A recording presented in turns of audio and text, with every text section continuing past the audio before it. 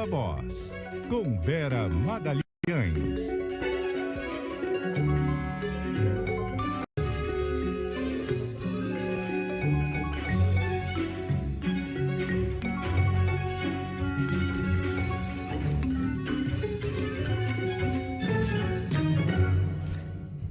Vera, como está?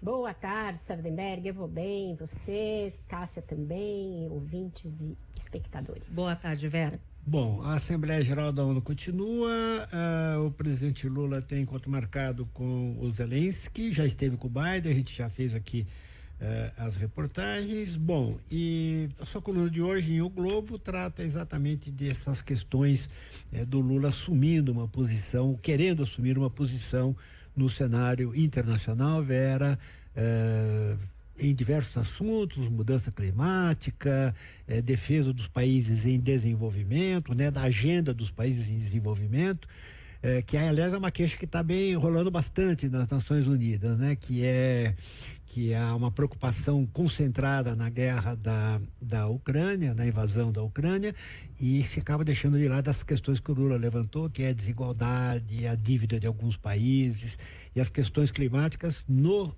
país em desenvolvimento. Vera.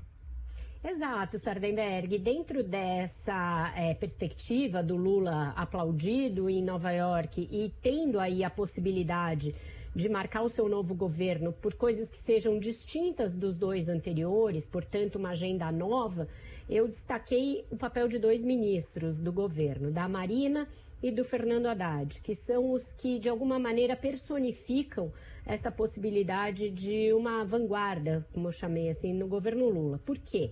Tudo o mais, né, que vem sendo ali salientado no governo é um repeteco do que ele fez de 2003, quando assumiu pela primeira vez, até 2010, quando deixou o governo. Então, o PAC, o Bolsa Família, o Minha Casa Minha Vida, mais médicos, até as marcas foram mantidas. Essa ideia de voltar com o imposto sindical tem um tom passadista aí no governo, enquanto a Marina e o Haddad, de alguma maneira, encarnam possibilidades do Lula fazer um discurso para dentro e para fora, mais sintonizado com a nova ordem econômica, com a necessidade de fazer a transição energética e de mitigar a crise climática. Tanto é que os dois estão atuando bem juntos. Eu não falo isso na coluna, mas depois muita gente me escreveu hoje, me ligou para comentar a coluna e destacaram dois pontos que eu não observei. Por exemplo, o fato de que a grande agenda do roadshow do Haddad lá em Nova York foi justamente o lançamento de títulos verdes.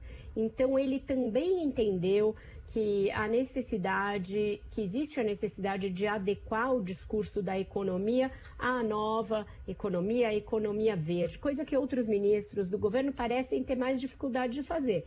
Muita gente ainda presa àquela agenda de petróleo, aquela agenda desenvolvimentista, nacional desenvolvimentista do PT. Também não por acaso, muita gente destacou para mim, os dois são os mais alvos de fogo amigo, né? Fogo amigo do PT Isso. E de outros ministros, justamente porque eles parecem querer romper com aquela lógica sindicalista, nacional desenvolvimentista, que é a lógica da história do próprio Lula e da história do partido. Então tem uma espécie de uma aliança tácita aí entre os dois para tentar puxar o governo mais para essas pautas. O Haddad também muito afinado com essa ideia aí de o Lula ser uma voz na nova governança econômica. Ele também teve com Stiglitz quando ele esteve no Brasil, além do Lula. Ele tem pretendido lançar o Lula nesse discurso, que é um discurso de que sim, o papel do Estado é importante na economia, mas também tem que ser cotejado com responsabilidade fiscal. E é nesse mas que ele se desentende com a cúpula do PT, né? E para Vera, os dois enfrentam problemas bem específicos, né? No caso do Haddad, nesse momento, é a validade do arcabouço fiscal, que prevê determinadas metas que estão em risco, inclusive por ação do PT dentro do Congresso Nacional, né? De querer dizer que, por exemplo, de dizer que há vários membros do PT dizendo que a meta de déficit zero é impossível de ser cumprida, né? Então esse é um ponto. E o outro ponto, que é talvez até mais grave neste momento, é o da Marina com o negócio do petróleo, né?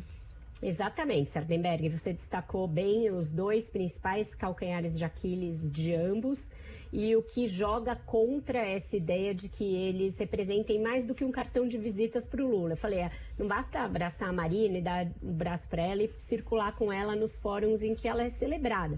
Tem de realmente dar poder para que ela dite o que é admissível ou não à luz das necessidades de adequar a economia à realidade. As mudanças climáticas estão aí. A gente está vivendo essa canícula em pleno inverno, não por outra razão, senão que o clima realmente está muito comprometido. Então, a agenda dela, que era acessória lá nos governos Lula 1 e 2, e até sujeita a várias derrotas que ela teve com a Dilma, não pode mais ser acessória. Ela não pode ficar a reboque desse desenvolvimentismo que ainda tem essa aspiração de o petróleo é nosso, etc. E esse dilema está posto.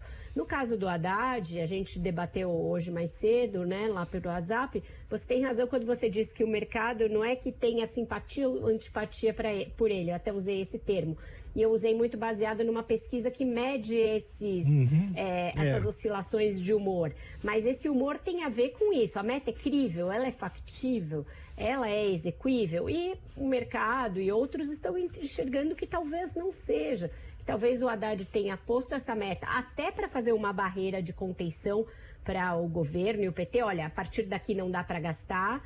Então ele acho que manteve a meta muito com essa coisa simbólica e didática, mas quando bate lá em quem faz conta, que são os bancos, as corretoras, os fundos, eles falam, opa, tá faltando dinheiro aqui, não vai dar para cumprir essa meta.